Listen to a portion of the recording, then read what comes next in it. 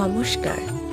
আজ আমি আমার চ্যানেলে দেখাতে চলেছি গ্রাম বাংলার ঐতিহ্যবাহী পূজা ইতু পূজা। এই ইতু পূজা কার্তিক মাসের সংক্রান্তিতে শুরু হয় এবং শেষ হয় অঘ্রাণ মাসের সংক্রান্তিতে। এই ইতু পূজা সাধারণত মেয়েদের একটি ব্রত কথা। মেয়েরা স্নান করে শুদ্ধ বস্ত্রে এই ইতু পূজা করে থাকেন। এই ইতু পূজা নিয়ে বিভিন্ন মত, বিভিন্ন রীতি প্রচলিত আছে। সাধারণত দুই ধরনের ইতু পূজার কথা আমরা জানি। এক হলো সরোবর ইতু আর দুই হচ্ছে পাতা ইতু। কার্তিক মাসে ইতু পাতার পর প্রত্যেক সপ্তাহে রবিবার এই ইতুকে পুজো করা হয়।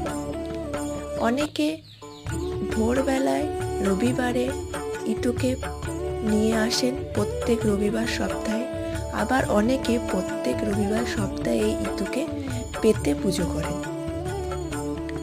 চাল, কলা, বাতাসা, গুড় এইসব দিয়ে মালসায় কলমির শাক, শুশুনির শাক, কচুরি পানা প্রতিষ্ঠিত করে ইতুকে পুজো করা হয়।